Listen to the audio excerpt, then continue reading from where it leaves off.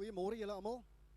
Dis lekker om saam met julle te wees op hierdie opstandingsdag, om saam te kan vier die opstanding van ons Here Jesus Christus. So ja, dit is vir ons, was vir ons as gelowiges 'n heerlike naweek tot nou toe. Vriende, kom ons gaan die kinders seën vanoggend. Die kinders, hier is nie veel kinders nie. So ons gaan die kinders na vore toe laat kom. Kinders, julle kan gou vinnig kom en dan kan julle weer by julle ouers gaan sit. Kinders is geskenke van die Here. En ons het net weer eens besef dat hoeveel ons in hierdie kinders deposit, dis wat ons gaan uitkry. Soveel ek nou in hierdie kind in gaan sit, op die lang duur, as hy kind groot is, gaan ek net kan dividende uitkry.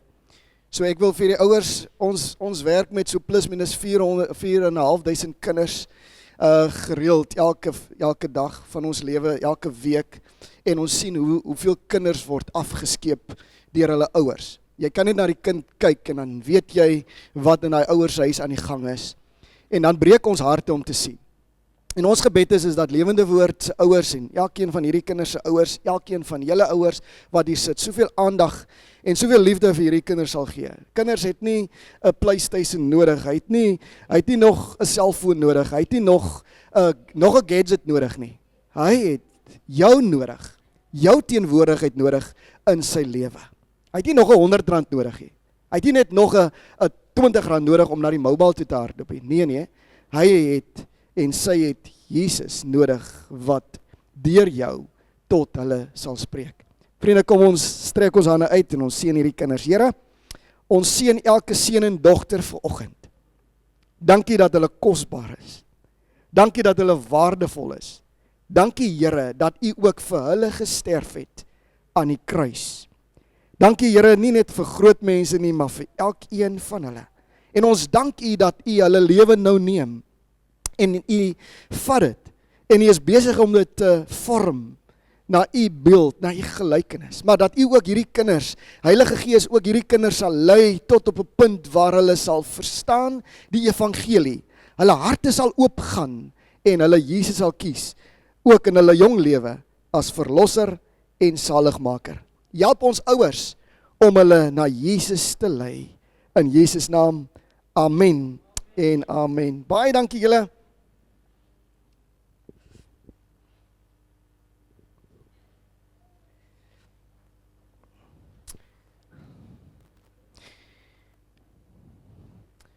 Vanoggend, voordat ons in die woord klim, vanoggend, net so 5:45, 5:45, kry ek 'n boodskap.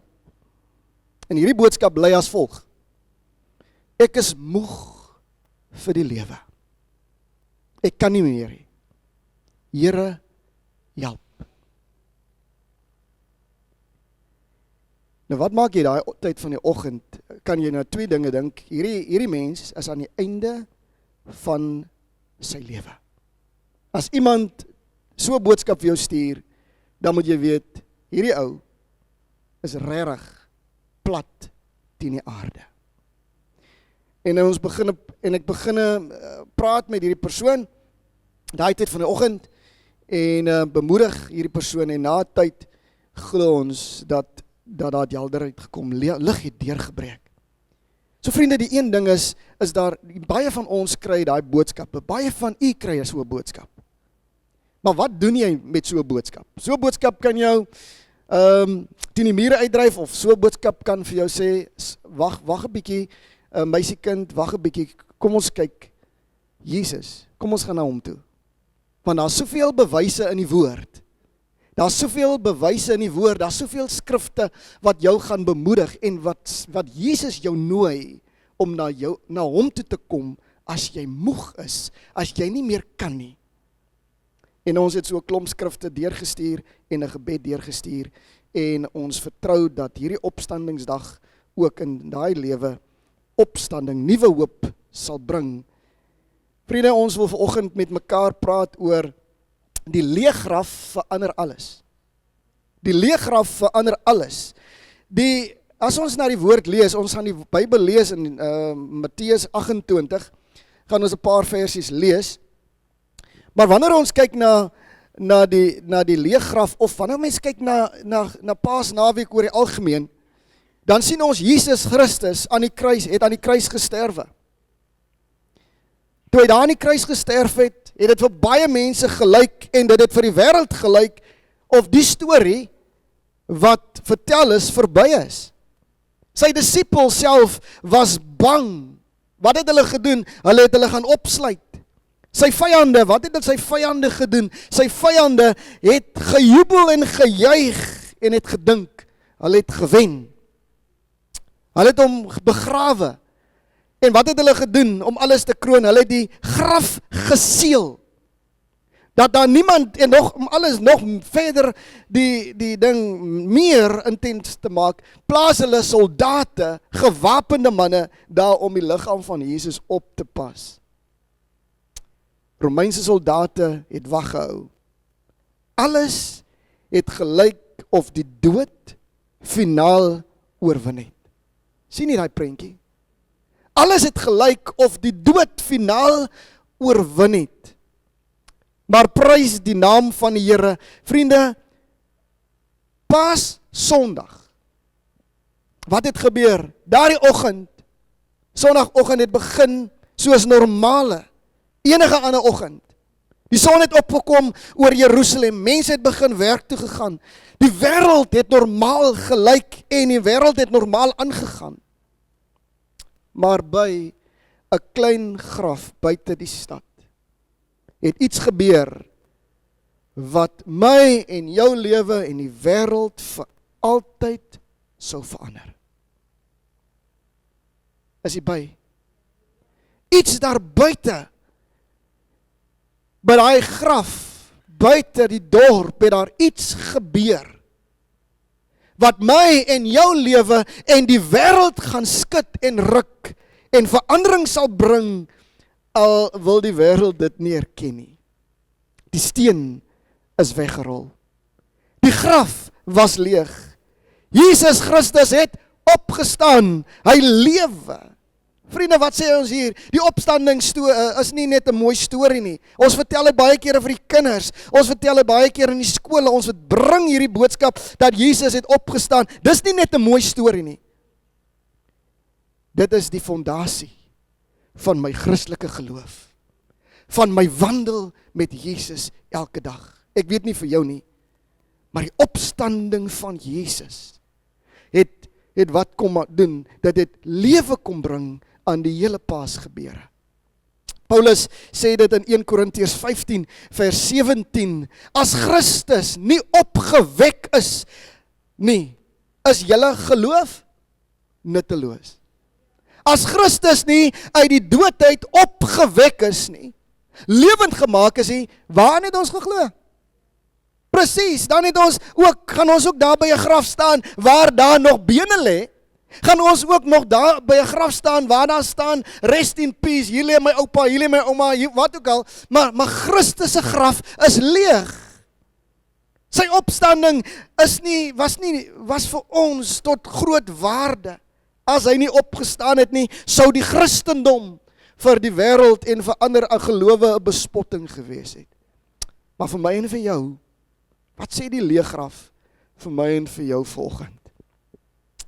En daarom verander die opstanding drie dinge waaraan ek gedink het, wat die opstanding van Jesus en die leeggraf van Jesus in mense se lewens kan verander. Die eerste ding, dit verander ons verlede.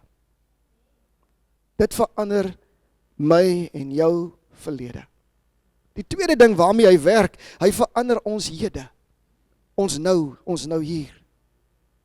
En die derde ding wat hy kan doen, die leeggraf, verander ons toekoms. Kom ons kyk na hierdie drie goed en ons na aanleiding van die woord. Kom ons lees. Matteus 28 vers 1 af. Ek lees uit die ou Afrikaanse Bybel 53 vertaling. So as jy 'n nuwe een het, kan jy maar net volg. En na die Sabbat toe dit begin lig word, teen die eerste dag van die week, kom Maria Magdalena en die ander Maria om na die graf te gaan kyk. En daar kom 'n groot aardbewing, want 'n engel van die Here het uit die hemel neergedaal en gekom en die steen van die opening weggerol en daarop gaan sit. En 'n gedaante was soos weerlig en sy kleding wit soos sneeu. En uit vrees vir hom het die wagte gebewe en soos dooies geword.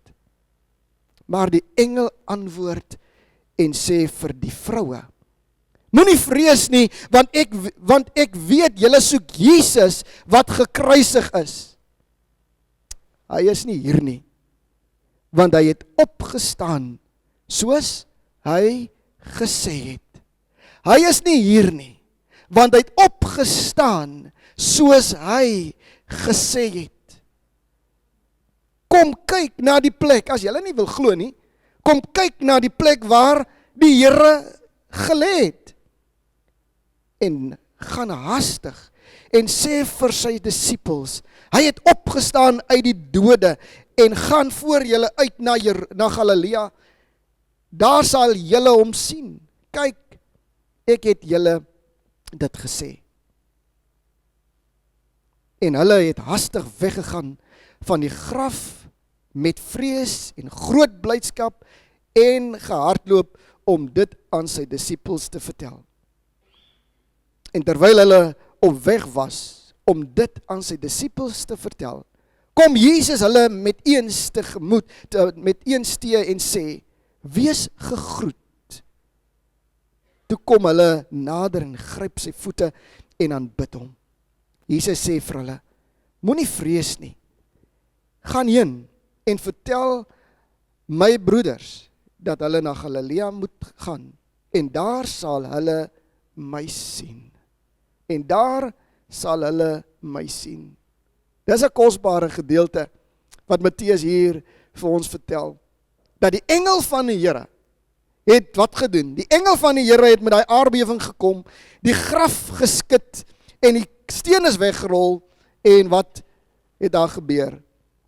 En almal van hulle was met vrees en bewing. Die soldate, die vroue het dit beleef. Hulle was daar.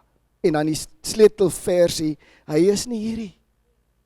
Hy is nie hierdie. Dit gaan my verstand te bowe dat ek nog 'n opstandingsdiens in die graf moet gaan hou. Dat ek as 'n gelowige daar moet gaan staan op hierdie Sondagoggend om daar tussen die grafte 'n diens te gaan hou. Wat as daai grafte oopgaan? Wil ek sien wat regtig gebeur. Dan gaan ons sien al die gelowiges swart baadjies, wit dasse, waar ook al, hoe hardloop hulle uit die graf uit. Dan gaan hulle sien, ops, die duiwel is hier losgelaat, nee. So, en daar's 'n skrif wat die Here ook sê, wat soek julle die lewendes by die dooies? Vriende, die een ding wat ons vanoggend wil op fokus, is die opstanding, die leë graf verander alles. Hoe het dit verander? Die grootste probleem van die mensdom is nie armoede en siektes en die ellende waarin ons is nie. As ons deur die dorp ry en as ons die mense sien, dan sien jy hierdie armoede, jy sien hierdie siektes, jy sien hierdie ellende. Maar weet jy, die een ding wat weer eens tot my hart gekom het oor hierdie Paasnaweek, is nie hierdie groot goed nie, armoede, ellende, hongerkinders nie. Dit is sonde. Die grootste probleem van hierdie mensdom en van elkeen is sonde. Nou kan jy sê, ag, as alweer sonde. Ons kan nie daar verbykom nie. Waarvoor het Jesus gesterwe? Vir goeie mense. Het hy vir goeie mense aan die kruis gesterwe? Nee. Hy het vir my en vir jou gesterwe, ons wat sondaars is, ons wat op pad was hel toe, ons wat verlore is, hy het vir my en vir jou kom sterwe. Hy het die prys kom betaal in my plek. Ek moet gehang het aan die kruis. Ek moes sterwe. Maar God stuur sy enige gebore seun, Jesus, my vriend, om in jou plek te kom sterwe, om jou plek in te neem, sodat jy kan lewe. Hy verander ons verlede. As ons dink, wat sê die woord van die Here vir ons in Romeine 3 vers 23, wat sê die woord van die Here vir ons daar?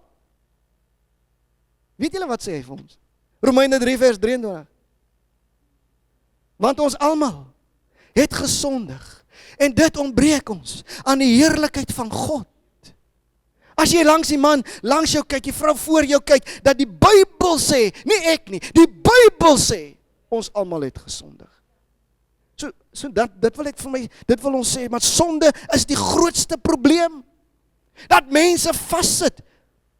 Waar hulle vandag sit, is as gevolg van, hulle kan daar uitkom as hulle wil, maar as ek vashou aan die sonde, en sy plesier, en al hierdie tipe van goed, dan wat gebeur?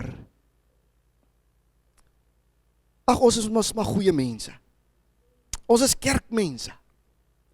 Ek sit elke Sondag in die kerk. Ek is dan by die selgroep ingeskryf. Ek het dan 'n paar goed al gelos in my lewe.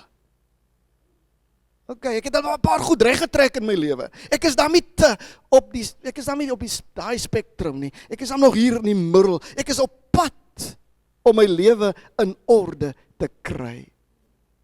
Het julle al dit gehoor? Yes. Ons hoor dit baie. Maar sonde, as jy vir iemand sê, my vriend, los die sonde, is as gevolg van sonde, waar jy sit. Sê, nee, maar my pastoor het vir my gesê, ek moet net dit doen, en ek moet net dit doen, en ek moet net dit doen. Sonde is die grootste probleem. Wat bring sonde? Sonde bring skuld. Sonde bring skaamte. Sonde bring skeiding van God. Skuld. As ek iets verkeerd gedoen het, dan laat dit vir my skuldig voel. Ek voel sleg. Skaamte. Ek voel skaam as ek iets gesê het, as ek verkeerd opgetree het, teenoor ander mense gesê het, daar by die werk 'n topgesket geblaas het, nee. Julle ken ons nou, as jy nou die oggend topgesket blaas, dan kry almal 'n bietjie van daai water wat uit daai radiator uitkom. Almal word gebrand. Alright, almal word gebrand. So, en baie kere dan is ek 'n kind van die Here, en dan is daai topgesket, ek trip gou. My trip switch is maar laag. Hy's maar lig. Alright. So sonde. Dit bring skeiding, verwydering. Dink net aan 'n oomblik wat gebeur het in Genesis. Genesis met Adam en Eva. Hulle het in die teenwoordigheid van die Allerheiligste geleef. Hulle het elke dag sy teenwoordigheid beleef. Hulle het met hom gepraat, hulle het met hom gewandel, en die oomblik toe sonde inkom, wat gebeur? Skeiding. Skaamte. Ek voel skuldig. Ek steek my weg. Maar weet jy vriende, vandag in die kerk van die Here, dan het mense mos nou nie meer skaamte nie, as gevolg, ek is mos nou betrokke by die kerk van die Here.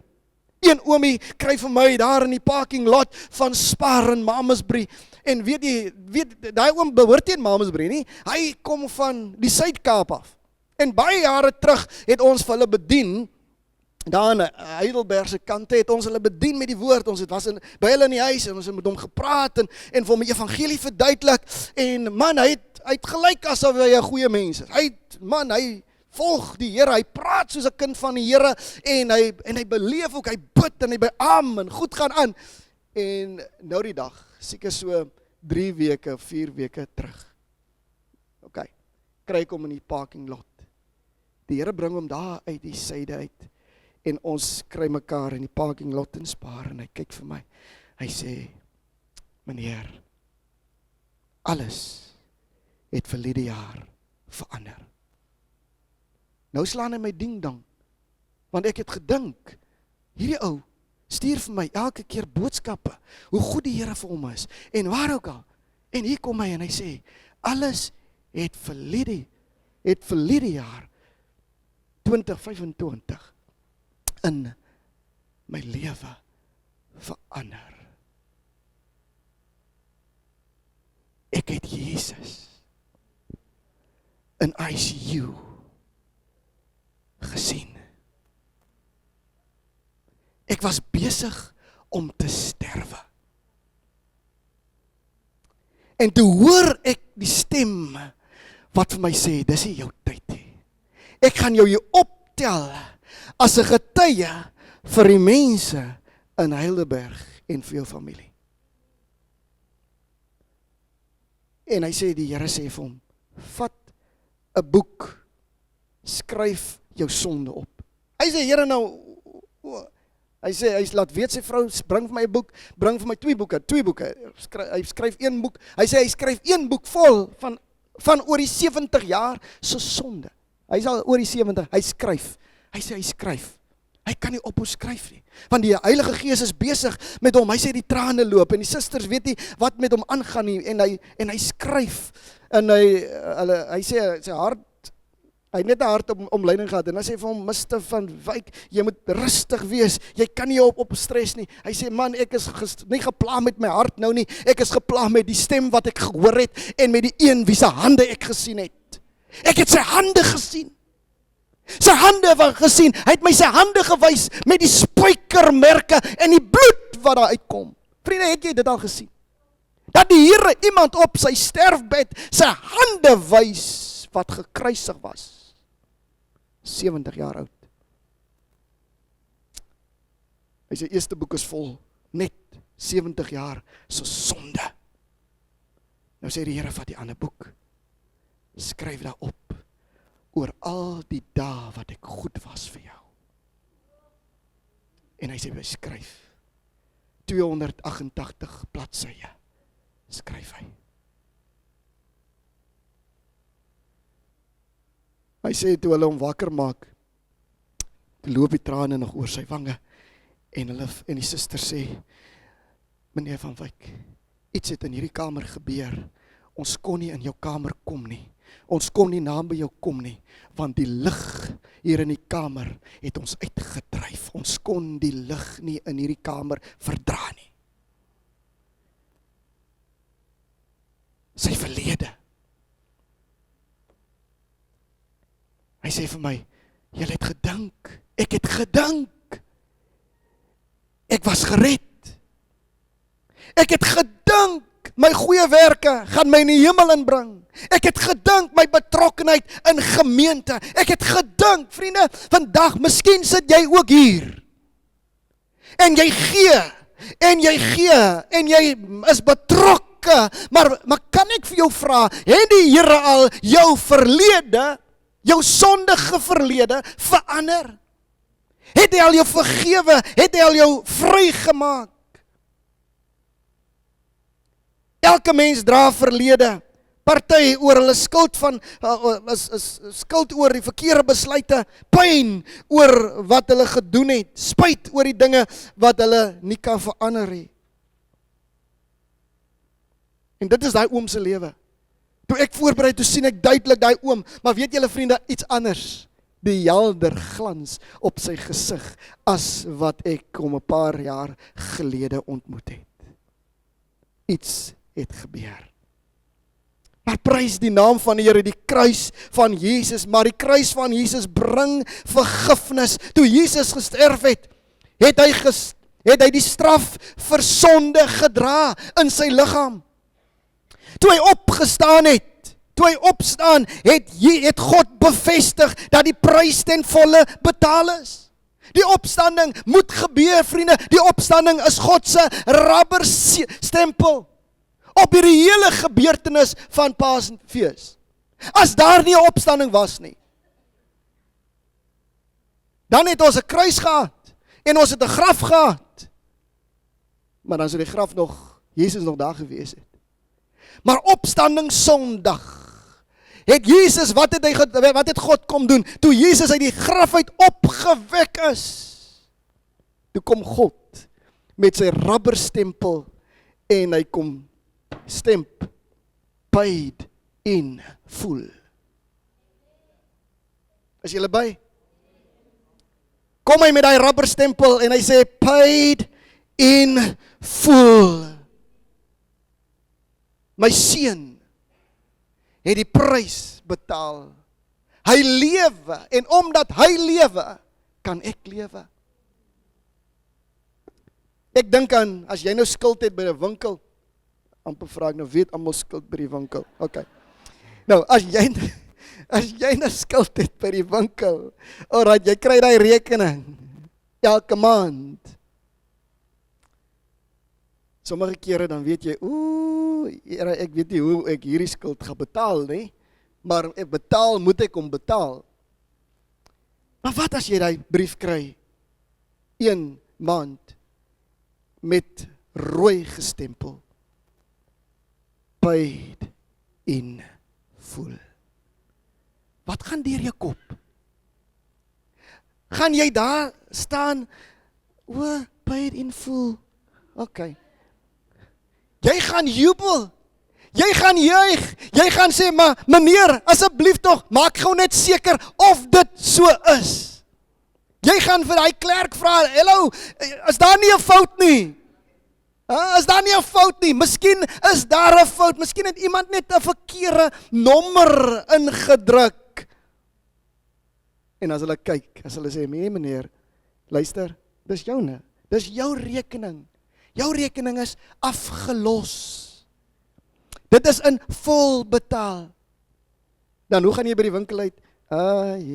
Is vol betaal. Wat gaan jou reaksie wees? Wat gaan jou reaksie wees? Jy gaan bly wees. Jy gaan nou vir jouself sê, ek het 'n R10,000 in my sak, wat ek nou op myself kan blaas. Alright. Ek hoef nie, my skuld is verby. Dit is, jy gaan vir almal vertel, vir elke een, die eerste ou, wat jy hier teen die pad gaan kry, jy gaan nou jou selfoon opsit, jy gaan sommer nou die rekening hier op jou status sit, jy sien nie. Nee, ons is liever daai nie, jou status gaan praat, jy. En wat gaan daar staan? Al woorde wat ek daar kan, dan is paid in full. My rekening is afgelos. Vriende, dit is wat gebeur. Toe Jesus hang aan die kruis, hy is in die graf ingesit, en op Paasondag, toe die engel kom, en met die aardbewing, en hy steen wegrol, en sê, kom kyk hier, hy is nie hier nie, hy het opgestaan. Toe is dit asof God sê, paid in full. So met ander woorde, vriende, ek hoef nie meer iets te betaal vir my verlede nie. Ek hoef nie meer skuldig te voel oor my verlede nie. Al wat ek kan doen, ek kan na hom toe kom en sê, Here, dankie dat die prys betaal is. En dankie dat U my vergewe het. Al wat ek en U moet doen, is om die prys te aanvaar. Om te sê, meneer, dankie, ek aanvaar hierdie paid in full. Ek gaan nie weer skuld maak nie. Paid in full. Ek gaan nie weer in skuld kom nie, want hoekom? Dit is klaar betaal. Vriende, ek is opgewonde. Weet jy, vriende, die kerke moet vol wees vandag, met ander woorde, hulle moet amper kom jubel en juig, en sê, Here, dankie dat U die prys ten volle betaal het. Here, ek kan nie daar, jy moet daar by die see, as hy nou by die see is, hy moet so in die water in jump, paid in full. Alright.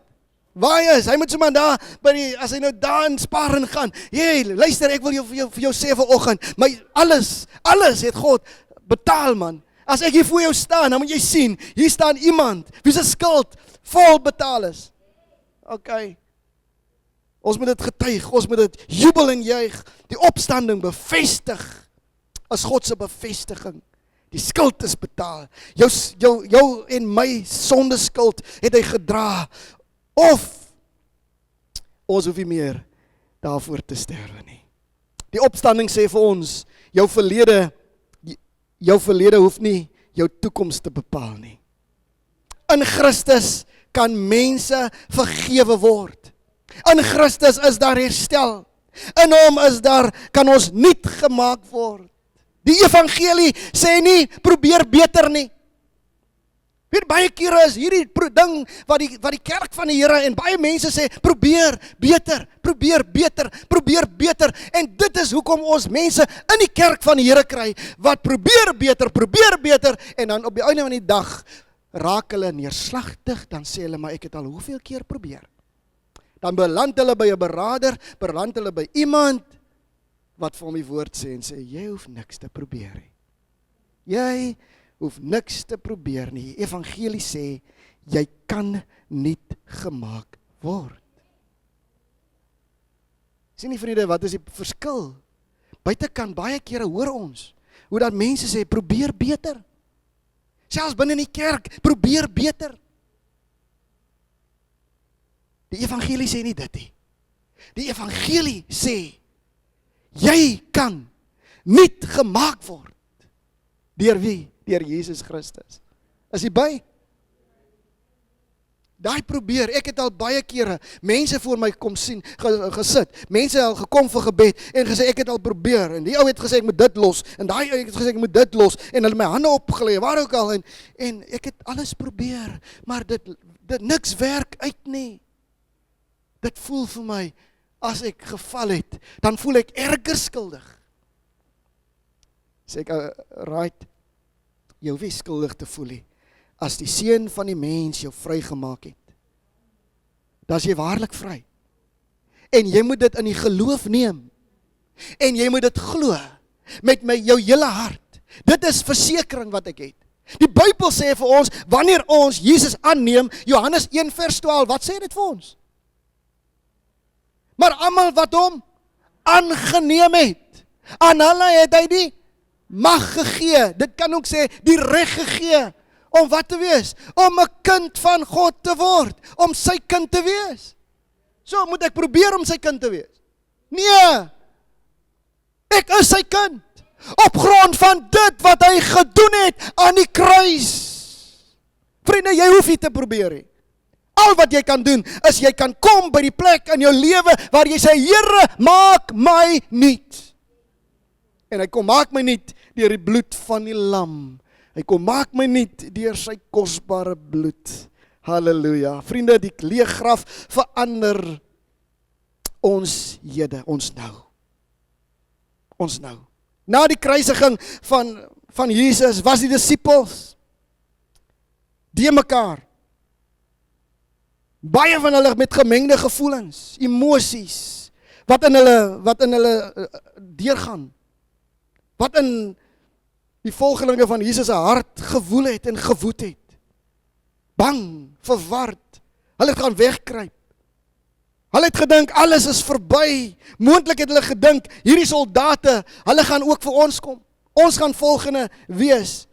Of moontlik het hulle ook gedink, ag, hierdie 3 jaar saam met Jesus was maar net 'n verkwisting en vermosting van tyd. Kosbare tyd het ons opgeoffer. Dit was verniet om saam met hierdie man Jesus te loop. Ons het opgeoffer. Hulle het elkeen teruggegaan waaraan hulle gewoond was. En dis die hartseer. Dat jy vir hoeveel lank saam met Jesus loop, en na by die kruis, en jy hoor, hy sê, dit is volbring, tetelestai. Hy blaas die laaste asem uit. Dan sê jy ook, dan begin jy ook glo, soos wat die wêreld glo. Dit is verby. Het hulle dan nie gesien, dat dieselfde Jesus wat hang in die kruis, het vir Lazarus uit die dood uit opgewek nie. Dieselfde mense wat in daai 3 jaar die wonders van God gesien het, deur Jesus gemanifesteer en deur Jesus gedoen, staan hier in betwyfeling. Hier staan hulle in twyfel nou, of dit wat hy gesê het, waar is. Hy het dan vir hulle gesê, ek gaan gevange geneem word, ek gaan ten dood gestel word, ek gaan gekruisig word, maar ek gaan weer op die 3de dag opstaan. Het hulle dan so gou vergeet? Is ek nie baie van ons nie? Baie kere het ons die beloftes van die Here. Ons loop met die beloftes van die Here. Die Here het vir jou wonders gedoen, en net een ding, kom staan jy by 'n toedeur, en dan wonder jy, gaan die Here hierdie deur vir my oopmaak? Moet ek maar net teruggaan, daar waar ek vandaan kom nie, waaraan ek gewoond is nie. Een van ons sendingvriende, wat in Vredenburg sending gedoen het, in 'n gemeente, hulle het geglo die Here het hulle gestuur, Vredenburg toe, na die kleerling gemeenskap toe, en hulle moet daar in Vredenburg gaan werk. Maar hy's 'n Hy is 'n man, 'n siviele ingenieur, maar hy het die hoë pos. Man, hy kan net instap. Sy beroep is 'n baie skaars beroep. Hy kan net instap. Hy kan net so maak, hy het die beste offer wat hy op die tafel kry. En hy stap weg van sy werk af, voltyds in bediening. En die vorige oupaar sê vir hom, luister, julle dink dis maklik om net daar te los en om in sending in te gaan. Is julle gereed vir dit wat wag op julle? Nee, ons is gereed. Stap weg van 'n salaris, stap weg van enige sekuriteit, want die Here het my geroep. Eerste jaar verby, begin die mense te kla. Tweede jaar verby, te begin die mense planne maak. Derde jaar kom, toe is hulle laag teen die grond. Hulle het gedink, dit gaan goed gaan. Die gemeente begin leegloop. Mense kom hier in, soos hulle gesien het op die TV, hoe dat die mense preek, en dan kom die mense almal, en hulle stroom in. Julle, die TV, ek hou van die TV-predikers, kom al die mense, hulle kom so in, en die beeldjie wat hulle vir jou gee, nee, van die crusades, daar kom die mense. Ok, maar is 'n ander storie as jy daar bly, en niks van daai goed gebeur nie. En wat doen hierdie mense? Daar oom, daai broer vat sy foon en hy bel terug Johannesburg toe. Hallo, ek wil net incheck by my ou werk, hoe gaan dit met julle? Toe vra hulle, wil jy terugkom? Ons stuur jou vliegtuigkaartjie nou. Binne 5 minute toe sy vliegtuigkaartjie geboek. Die volgende, binne 3 uur, 4 uur, toe sit hy op die lughawe. Terug vir 'n onderhoud. Terug na waaraan hy gewoond is. Hulle is vandag oor see iewers, maar hy het die bediening heeltemal gelos. Mense bereken baie kere nie die prys nie. Ek kon ook sê, as dit moeilik gaan, ek gaan oppak, ek gaan terug waaraan ek gewoond is. Man, my probleem is, ek weet nie waaraan ek gewoond is nie. Ek is net gewoond aan dit wat ek nou doen. Dis die probleem. Dis my probleem. Miskien jou probleem is anders. My probleem is, as ek moet teruggaan, 30 jaar terug, dan moet ek teruggaan Bible College toe, en maar weer oorleer, en maar weer, want daar is nie iets anders. Ander sekuriteite, waarop ek kan terugval, wanneer het hier moeilik gaan, en ek rock bottom slaan nie. Dis opkyk, dis vorentoe kyk, en dis aangaan. Met die geloof in jou hart. Hy is die bron van jou bestaan, en die voorsiening van alles. Hierdie ouens het gesê, Petrus het gesê, ek gaan visvang. Ek weet nie van julle nie, maar ek gaan visvang. Ek is gewoond om 'n visnette uit te gooi. Ek is gewoond om snoek te vlek. Ek is gewoond aan daai gang van lewe. Maar toe hulle die opgestane, nadat Jesus nou vir hulle hierdie ding sê, hy gaan hulle weer by Galilea, by die viswater. Sien jy daar op Galilea? Jesus sê, ek gaan vooruit Galilea toe, want hy het iets geweet, hulle gaan by die viswaters wees. Hy het iets geweet, hy het vooruit gesien. Luister, hierdie ouens van my, hulle gaan terug viswaters toe. Want hy sê vir die vroue, gaan. Sê vir hulle, ek gaan voor hulle uit na Galilea toe. En julle ken hy storie, toe hulle besig is om vis te vang, toe is Jesus hier, besig om 'n vuurtjie te maak, om hulle vis te braai, julle ken mos hy storie, nee, om hulle 'n ontbyt voor te berei. En toe, wat gebeur? Toe hulle die opgestane Jesus ontmoet, het alles verander. Ek dink Petrus het daar in die sand neergeval, en Petrus het wat vir Jesus verloon het daar voor Jesus bely, en het 'n kragtige prediker geword, 'n instrument geword in die hand van die Here. Die disippels wat bang was, wat verward was, het wat geword? Getuienisse vir hierdie wêreld geword. Na die opstanding het dit gebeur, dat hulle word getuienisse vir hierdie wêreld waarin hulle is. Wat wil ek vir julle sê vanoggend? Die opstanding gee krag vir vandag. Die opstanding gee vir my krag vir elke dag se wandel met Jesus. Ek kan opstaan in sy opstandingskrag. Daai selfde krag wat Jesus uit die doodheid opgewek het, is tot my en jou beskikking elke dag van die jaar. Ons hoef nie eers daarvoor te wonder nie. Al wat ons moet sê, Here, ek weet. Jesus lewe nie net in die verlede nie, hy lewe nou. Hy lewe nou. Dis nie net 'n storie vir toe nie, dis 'n storie vir nou. Hy lewe nou. Kan ek vir jou vra, lewe Jesus nou? Het Jesus al vir jou lewendig geword? Of is hy ook maar vir jou 'n sprokies? 'n Sprokie? Nee.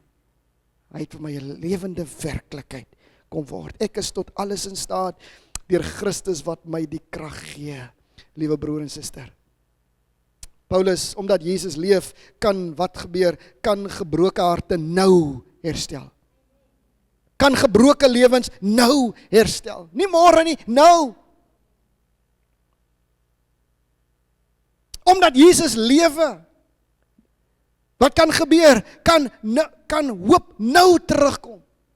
Die disippels was wanhoopig, hulle was bang, maar toe hulle Jesus ontmoet, het geloof, het hoop teruggekom, en hulle kon in daai hoop, kon hulle leef en voortleef. Omdat Jesus leef, kan lewe, of kan lewens verander. Kan lewens verander. Christendom is nie net godsdiens nie. Is nie net godsdiens, is nie net om 'n stoel warm te sit, is nie net om in 'n selgroep betrokke te wees nie. Christendom is wanneer ek en jy 'n lewende verhouding met die lewende Christus het. Met die opgestane Jesus het. Is jy by, vriende? Christendom, godsdiens, kan my nie red nie. Godsdiens kan my lewe nie verander nie. Dit kan my verander, ja, om 'n kritiese ou te wees. Maar godsdiens kan my nie hemel toe vat nie. 'n lewende verhouding met Jesus Christus, die lewende. Dit is wat vir my en vir jou elke dag moet wees.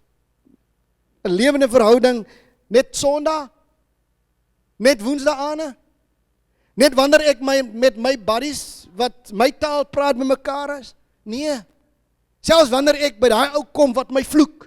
Selfs met daai ou wat nie van my hou nie. Selfs teenoor my vyande. Selfs teenoor die slegste omstandighede. Daar moet my Christendom, my lewe, my verhouding met Jesus gaan daar iets weerspieël.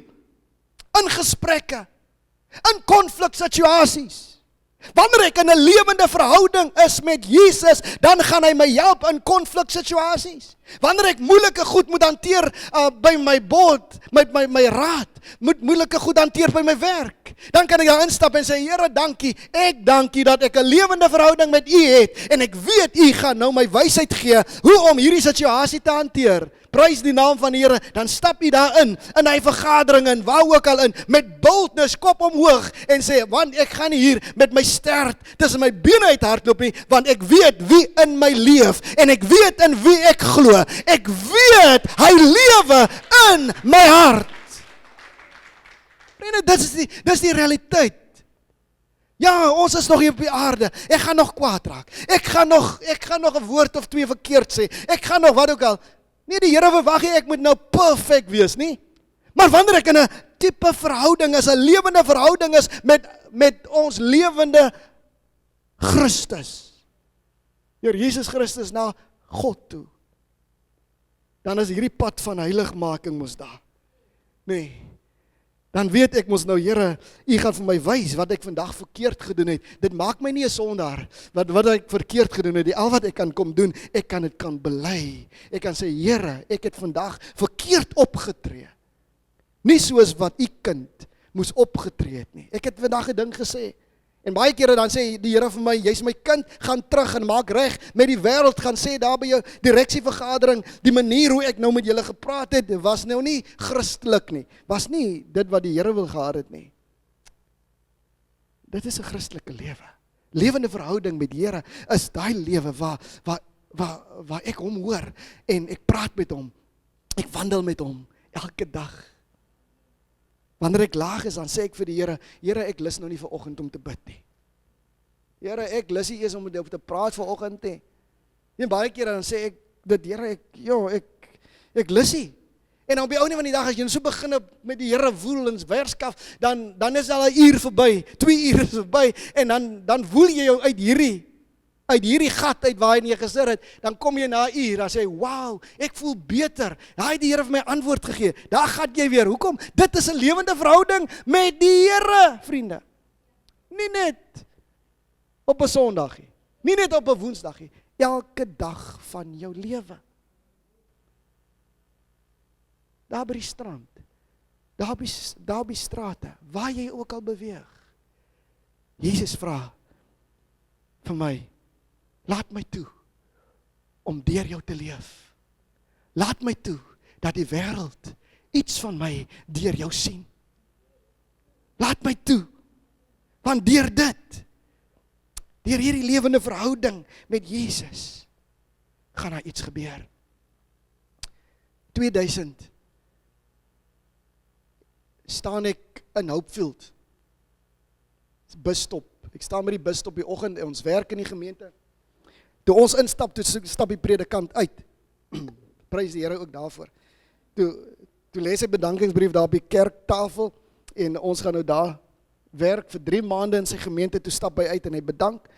En maar lang storie kort, nou staan ek by die busstop in Hopefield. Op pad Mamasbury toe vir my afspraak vir my lisensie. Want dis een vereiste as jy nou 'n sendingwerker is, jy moet 'n lisensie hê. Nou staan ek daar en is donker en dis Augustus maand, dis donker en is reënerig en hier bus kom stop, hy kom uit Saldanha uit en tussen daai klomp mense. Nou staan ek daar en ons klim in en ek gaan sit so agter 'n jong, hy kan so 25 jaar oud wees. En die bus trek weg en op pad sien ek, hierdie ou is baie onrustig hiervoor. Hy's onrustig, dan is hy op, dan loop hy verby, dan kom sit hy, dan kyk hy agter toe, en toe ek weer sien, toe kom sit hy langs my. Dan vra hy, meneer, kan ek vir jou 'n vraag vra? Is jy 'n engel? Jee, 'n engel, ek is boeglam geskrik. Is jy 'n engel? Nou sê ek, nee. Vat aan my, ek is 'n mens, net soos jy. Nou, hy vat nie aan my, hy vat aan my kop. Hy sê, iets snaaks het ek gesien. Toe jy daar by die busstop staan en ek kyk uit, toe is daar 'n lig rondom jou. 'n Lig. Dis 'n ringlig. Jy staan in die middel en die lig is rondom jou. Tussen al die mense sien ons jou. Sien ek jou. Jou gesig blink. Het jy gesien, jou gesig blink? Het jy gekyk en ek sê nee, ek het volgens die spieël gekyk. Ja, is niks wat blink nie. Hy sê toe jy inkom, het hier in die bus iets gebeur. Die natuurlike lig, daai lig van die bus het verdwyn in die lig wat jy ingebring het. Dit maak my ongemaklik.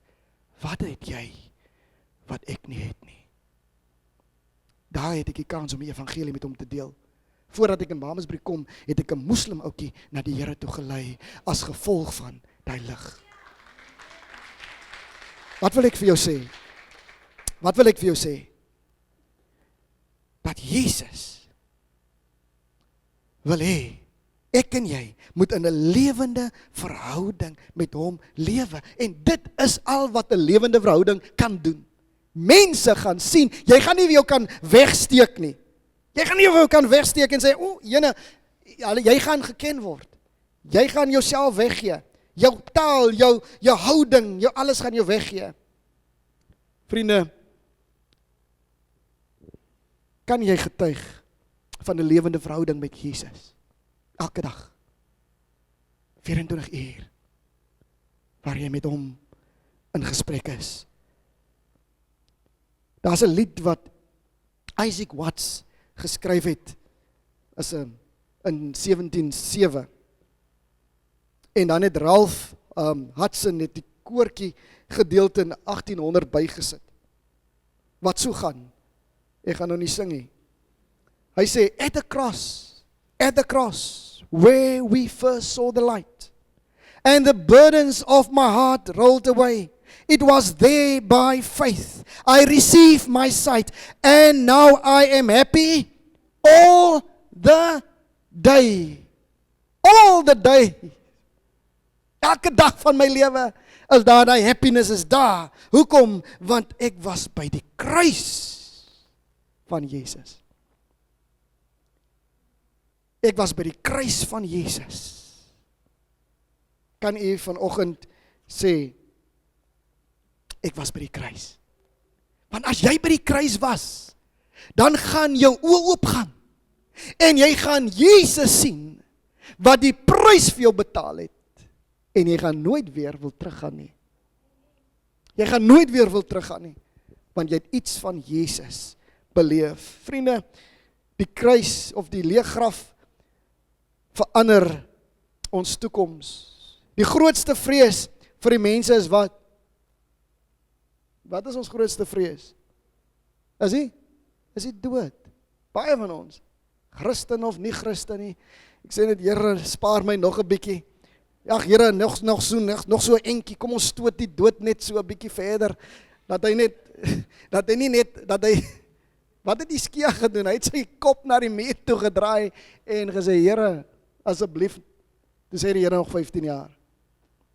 So baie kere, nee, die grootste vrees vir die mens is baie keer die dood.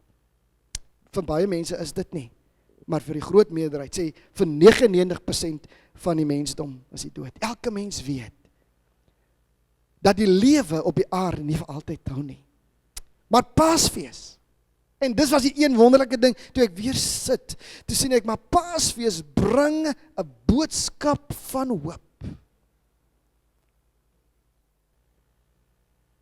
En hierdie boodskap van hoop, sê Johannes hoofstuk 11 vers 25, ek is die opstanding en die lewe. Wie in my glo sal lewe, al het hy ook gesterwe.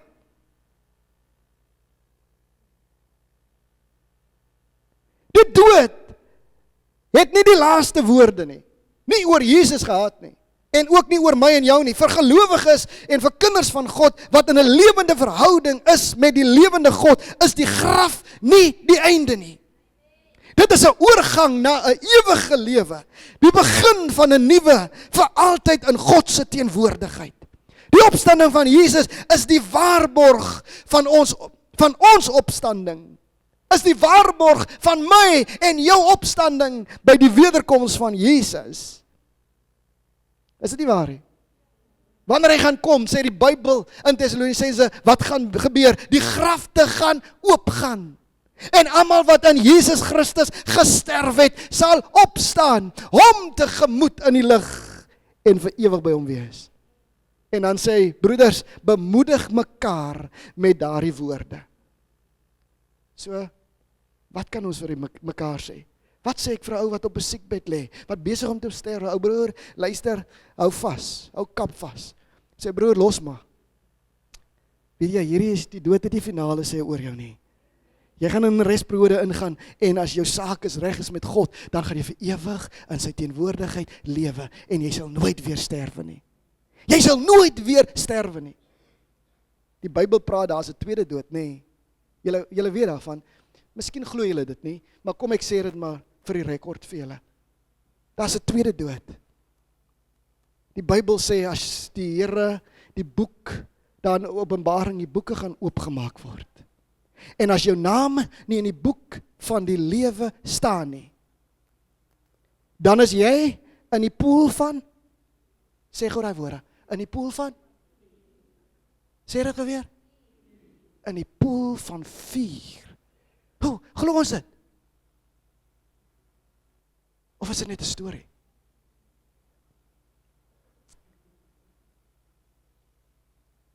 Glo ons dit? Of is dit net 'n storie? Vriende, dink aan. Dit gaan 'n verskriklike dag wees. As my naam, ek het geprys en worship. Ek het vir mense gebid dat die duiwels uitkom. En die dag, as ek daar kom, en dan soek ek nou my naam, wat gaan gebeur? As my naam nie daar is nie, gaan sê ek, Here, hoe ek het gearbeid vir U. Ek het daar my lewende woord gepreek. Ek het daai oomie van 70 na die Here toe gelei. As die Here, gaan weg van my af. Ek het jou nog nooit geken nie. Hoe vreeslik moet dit wees? Vriende, daar's baie mense wat dit nie glo nie. Baie gelowige mense wat dit nie glo nie. En dis alright. Gaan maar aan. Daai dag gaan 'n verskriklike dag wees. En ek bid dit nie eers vir my vyand toe nie. Vir ewig, sonder God, sonder hoop. En alles wat ek hier probeer doen het vir die Here is niks.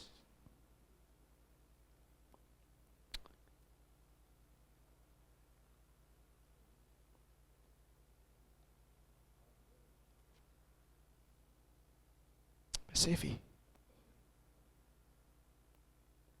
Om die Here te dien is nie speletjies nie. Dis nie poppenhuisie speel nie. Om hom te dien, vra van my toewyding. Vra van my iets.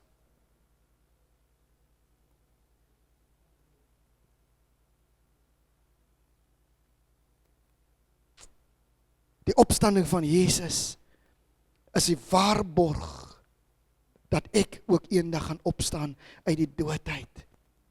En ek wil klaar maak, vriende. Paulus skryf in Korintiërs, 1 Korintiërs 15 vers 55-58, vra Paulus, hy vra dood, waar is jou angel? Doderyk, waar is jou oorwinning? Die angel van die dood is die sonde, en die krag van die sonde is die wet, maar aan God die dank, hy gee ons die oorwinning deur Jesus Christus. Hy gee ons die oorwinning deur Jesus Christus. Vriende, ek het hom rooi gestreep. Hy gee ons die oorwinning deur Jesus Christus, wat uit die graf uit opgestaan het, en wat lewe, en tot in alle ewigheid lewe. Daarom, geliefde broeders, broers, wees standvastig, onwankelbaar, altyd oorvloedig in die werk van die Here, omdat julle weet dat julle arbeid in die Here nie te vergeefs is nie. Paulus kom bemoedig hierdie mense en hy sê vir hulle, ou broers, staan vas man. Weet julle wat? Wees standvastig, onwankelbaar, altyd oorvloedig in die werke van die Here. Paulus roep triomfantlik uit oor die dood, die mag van die dood. Die dood het sy mag verloor toe Jesus opgestaan het. Die dood het sy mag verloor toe Jesus opgestaan het. Die dood het sy angel deur die sonde gebring het van oordeel, het hy ook verloor. Jesus Christus, of Jesus se kruis en opstanding, gee oorwinning oor sonde en die dood. En omdat die dood oorwin is, moet gelowiges vas staan, standvastig bly en getrou werk vir die Here, want dit is die ewige waarborg. Want dit het 'n ewige waarde vir my en vir jou. Vriende, die opstanding van Jesus verander alles. In die geskiedenis het dit verander. Dat het die gelowiges, dat het sy volgelinge, mense se harte verander. Die dood is nie die einde nie. Die mag van sonde is gebreek. En ons weet, ons ewig verbind aan hom. Die dood is verslaan. Ek wil klaarmaak deur te sê, Paasfees, vra 'n antwoord. Ek gaan jou nie nou los nie. Ek het nou klaar beginne. So, Paasfees, vra 'n antwoord van my en van die Is ongelukkig so. Paasfees vra antwoord van my en u. Nie net het Jesus opgestaan nie, maar die vraagie is, wat gaan jy met hierdie opgestane Jesus doen? Môre, oormôre, of gaan ons nou maar weer wag tot 2027 se Paasnaweek, waar daar weer Goeie Vrydag is, en waar weer Stille Saterdag is, en daar weer 'n opstanding is. Hy konna. Dit kan julle wees, maar nie ek nie. Hy vra antwoord. Wat gaan ek met Jesus doen? Gaan ek hom volg, heelhartig volg? Hy leef, en omdat hy leef, gaan ek saam met hom lewe. Gaan ek saam met hom beweeg. Hy roep my, ek gaan sy hande en sy voete wees. Ek gaan vir hom lewe. Hy red my. Hy red. Hy leef. En hy roep, kom na my toe. Dis wat Jesus roep. Hy sê, kom na my toe, ontvang vergifnis. Kom na my toe, ontvang 'n nuwe lewe, want die kruis bring redding. Die graf is leeg. Jesus leef vir ewig.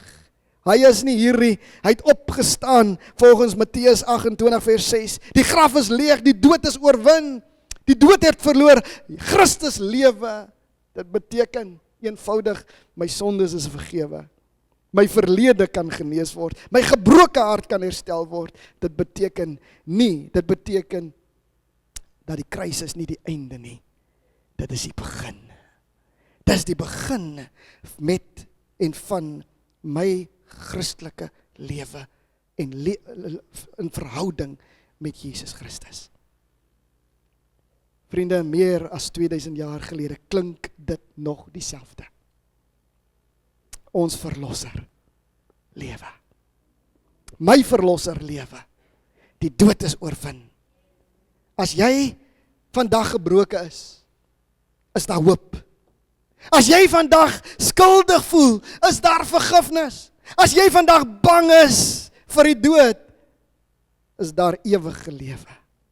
Is daar ewige lewe in Jesus naam. Omdat Jesus opgestaan het, vriende, het ons hoop, het ons 'n anker om aan vas te hou.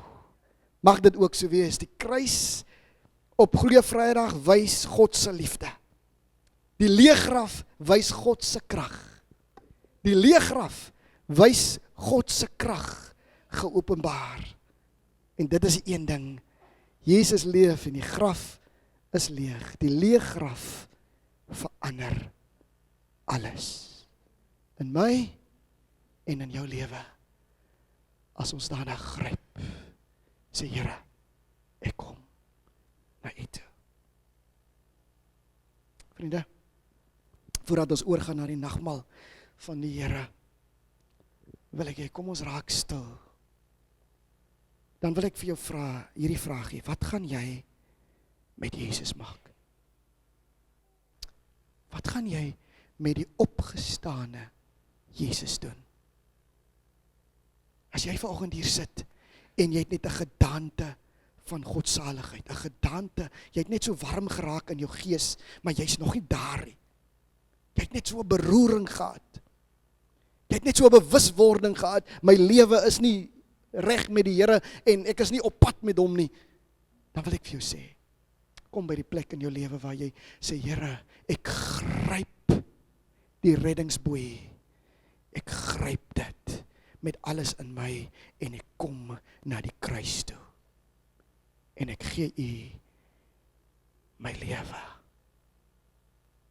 Ek wil in 'n lewende verhouding met U wees. Kom ons bid saam.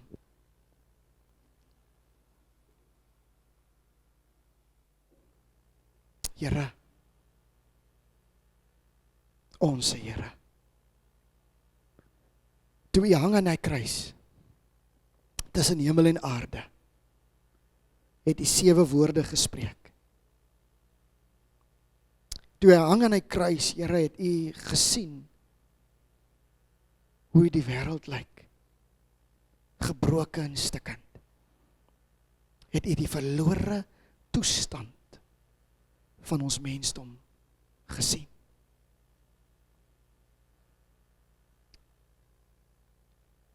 En die liedjie sê, u kon 10.000 engele geroep het om u te bevry.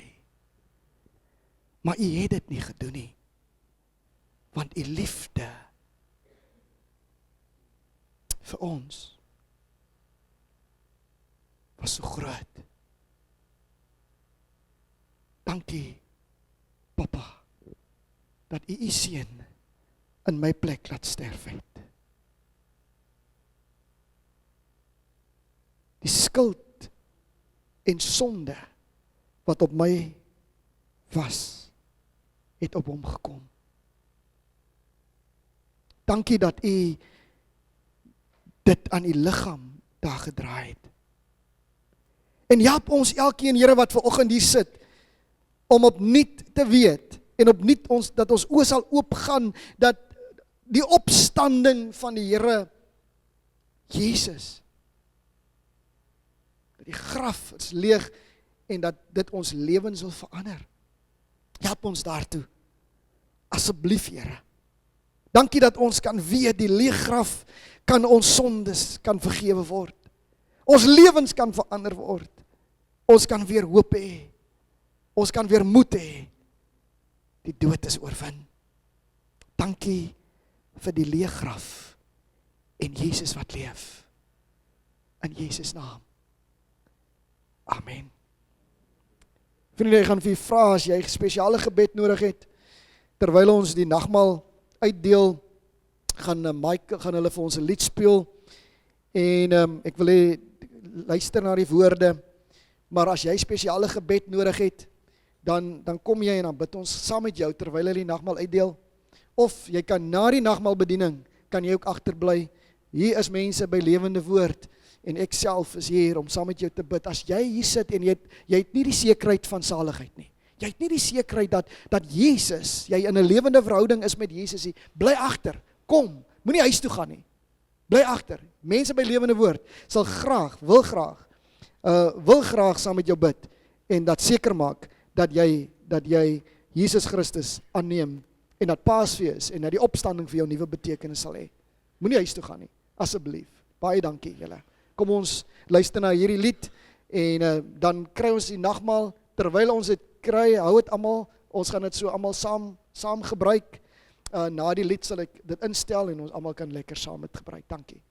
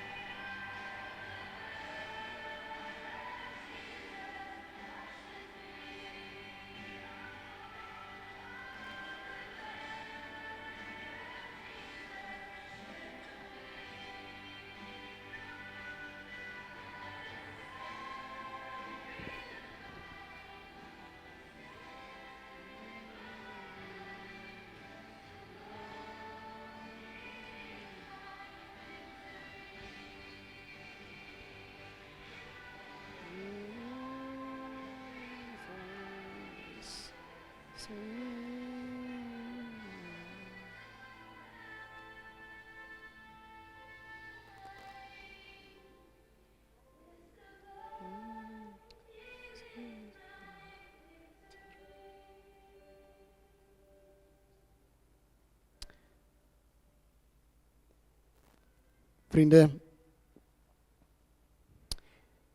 die tafel van die nagmaal is die tafel van Jesus Christus. En hy is die een wat vir ons almal nooi wat in hom glo om na hom toe te kom. En in 1 Korintiërs hoofstuk 11, 23-25 sê die woord, Paulus sê, dit het ek van die Here, of die Here het in die nag waarin hy verraai is, brood geneem, en nadat hy gedank het, het hy dit gebreek en gesê, dit is my liggaam wat vir julle gebreek word. Doen dit tot my gedagtenis. Net so het hy die beker na die maaltyd geneem en gesê, hierdie beker is die beker in die nuwe verbond in my bloed. Doen dit so dikwels as julle daaruit drink tot my gedagtenis. So kom ons neem die brood wat gebreek is en ons eet dit saam.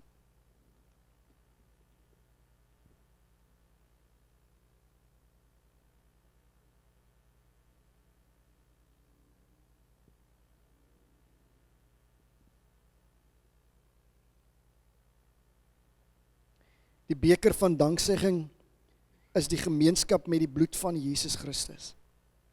Neem, drink, onthou en glo.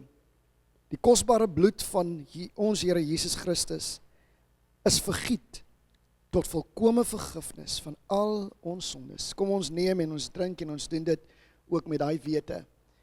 Hy het ons sondes vergewe.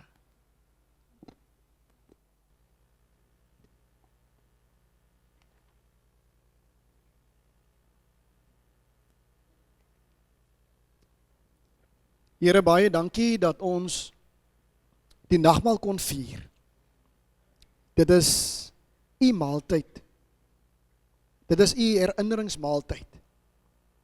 En dankie Here dat ons, wanneer ons dit gebruik, Here, dan word ons deel, ons is een in u. Ons herdenk dit wat u vir ons gedoen het. En ons, vandag celebrate ons. Ons vier die opstanding. En ons dank u dat u leef tot in alle ewigheid. Dankie dat ons weet, Here, dat u gaan weerkom. En dit is hoekom u sê, doen dit, so dikwels as julle by mekaar kom, en doen dit, totdat ek weer kom. En Here, ons weet, u koms is naby. U koms is voor die deur. En help ons, Here, om getrou bevind te word by daardie koms van u. In Jesus naam. Amen.